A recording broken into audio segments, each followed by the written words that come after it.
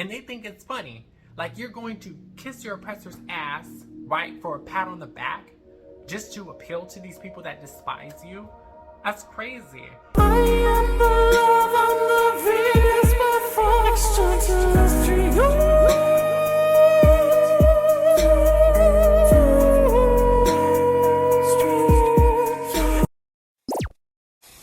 Hey sweethearts, it's Venus. Once again, tapping in, welcome to my channel. If you're new to my channel, please make sure you hit that subscribe button, turn on all post notifications so you can be notified every time I upload. So, in this video, I'll be talking about how certain people are ruining the trans community. Okay, for example, I am one of those people that did not use women's spaces, right? I did not use women's restrooms up until at least 9 months into transitioning, along with many other trans women that I knew of, because back then I had many transgender homegirls, right?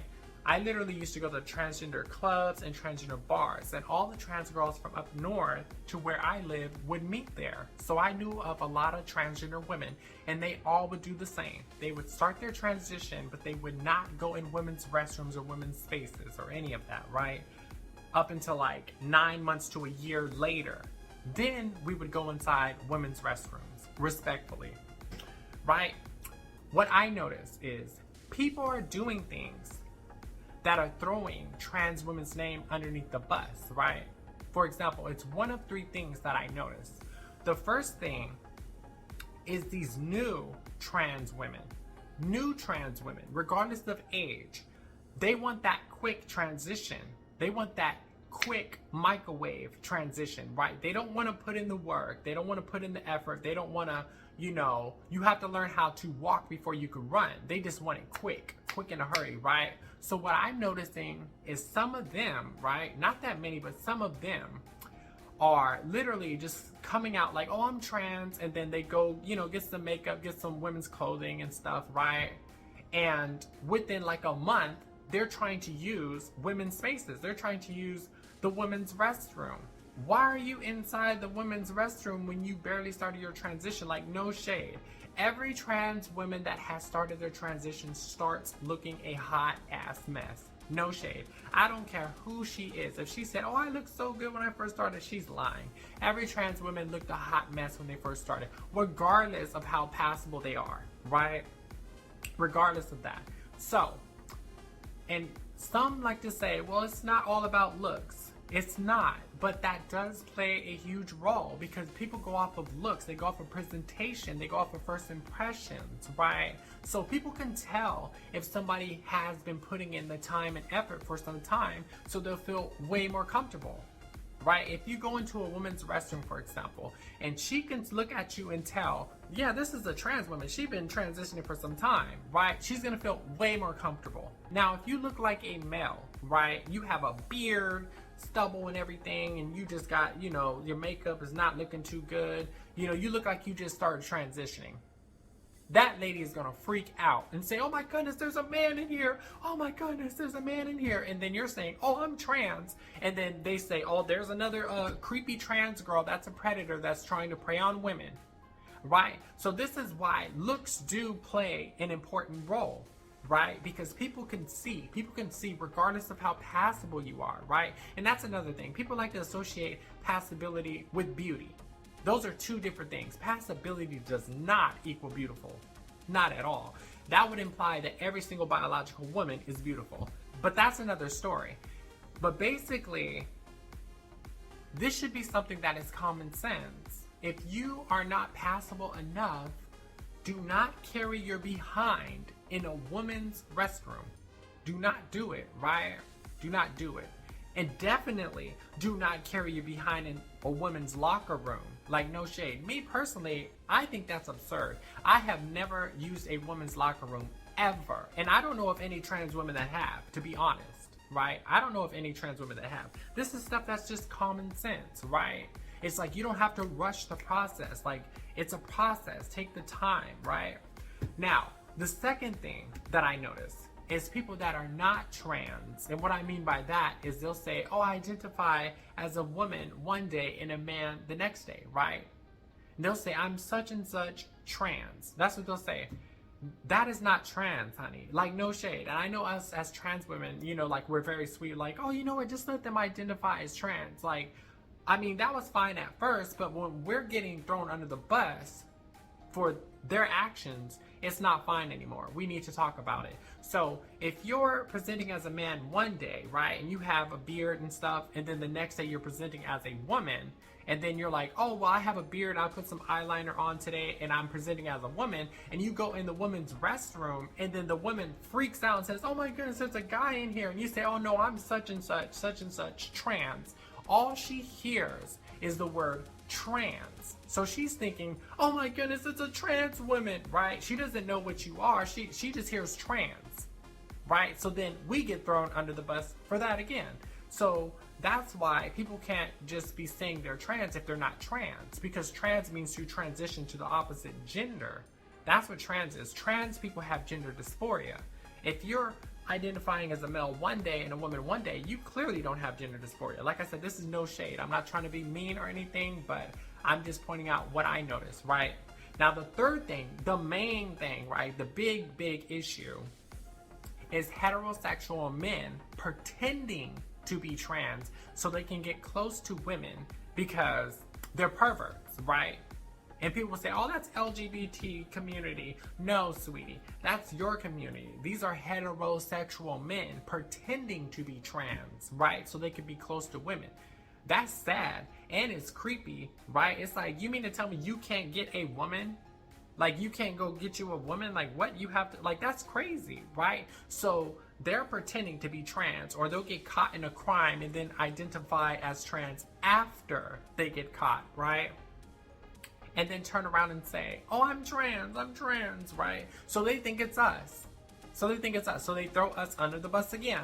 So essentially what's happening is people are doing some off the wall shit, or doing stuff, like some stuff like it's common sense, or people just doing some crazy stuff, and they're blaming trans women for it. They're blaming us for it. And you have to ask yourself, even transphobic people, they have to ask yourself, out of those stories you've seen in news outlets, right, in media outlets on YouTube and such, right, ask yourself, why is it that none of those transgender women, right, in any of those stories look like a trans woman that has been transitioning for some time? How come none of them look like someone like me? Why do all of them look like they just started their transition like 3 weeks ago? Right? Why is that? Because trans women, realistically, we just want to live our life like normal people, right? That's how I live my life. I work a regular job, right? I live my life like a normal person. I'm not out here all loud and, you know, acting crazy and stuff. And all that crazy TikTok stuff, I don't know if they're doing it for clout. They could be doing it because they know people will bite the bait, right? They could be doing it for clout. I'm not too sure, but they're saying some crazy stuff on TikTok and off the wall stuff, and they'll say, I'm trans, so they think it's us. They think it's us. So essentially, we're getting thrown under the bus for shit that we didn't even do. And another thing that I noticed is a lot of these transphobic women are very evil. Sid, you must got the devil in you.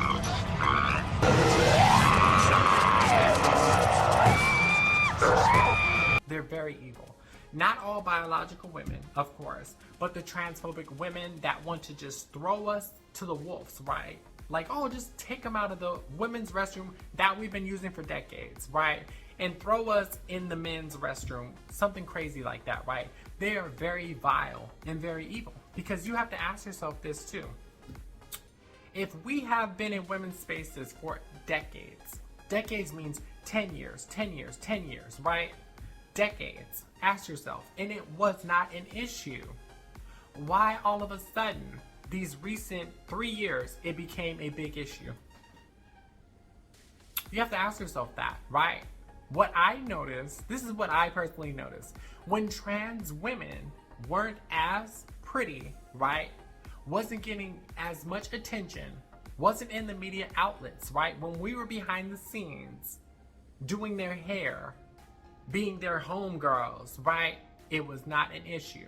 The moment we started looking prettier, the moment we started getting attention, the moment we started getting social media attention, male attention, that is when that insecurity kicked in, girl. That is when all of a sudden, just like that, they magically have an issue with trans women, right? That's when all of a sudden they want to kick us out the restroom that we've been using for decades.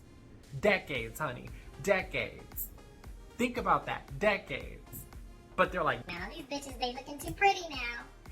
No, this bitch, she looking too good now. She getting too much attention. Now we gotta say that they're predators. We gotta say they're the PEDO word.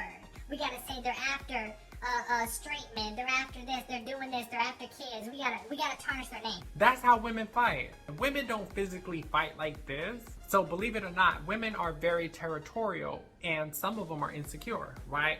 So that's what I noticed. You have to ask yourself, how does something that's not an issue all of a sudden magically become an issue? Right? It's because that insecurity kicked in. That insecurity kicked in, right? And this is the reason why I have no female friends. Like, no shade. Because they'll be trying to set you up. I am telling you, girl. I used to have female friends back then, and we were cool at first, right? But the moment I started getting attention and stuff, right? I started getting attention. That is when they switched up.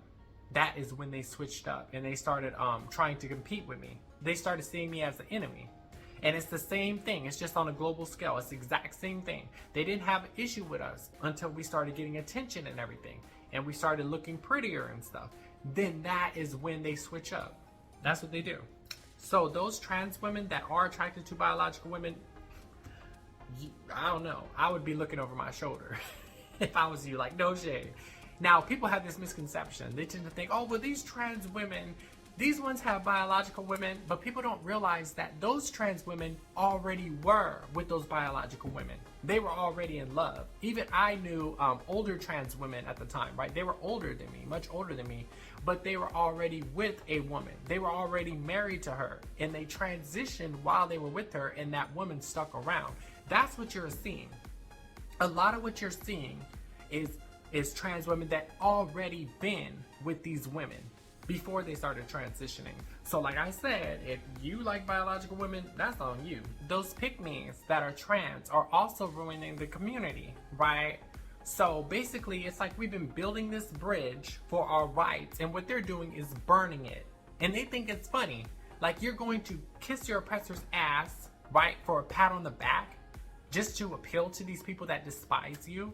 That's crazy.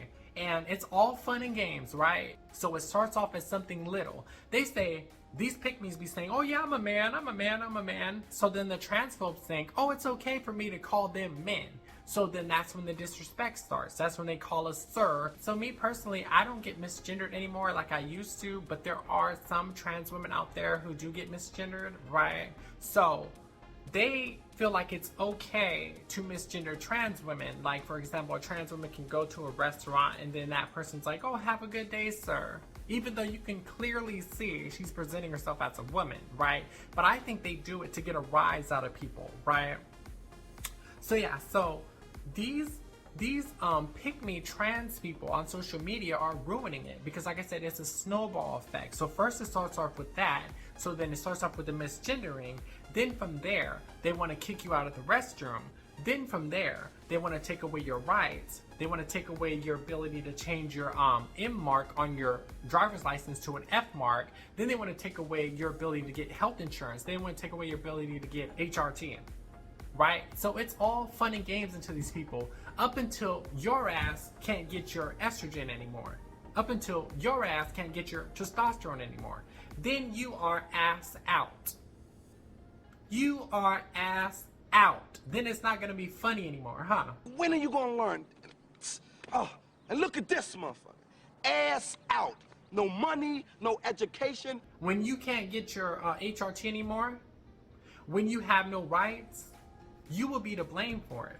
People don't speak up about this type of stuff, but I'm gonna speak up about it. So yeah, basically, we get thrown under the bus for other people's shenanigans, right? So yeah, if you enjoyed this video, please remember to like, comment, subscribe, feature content, and until next time, guys.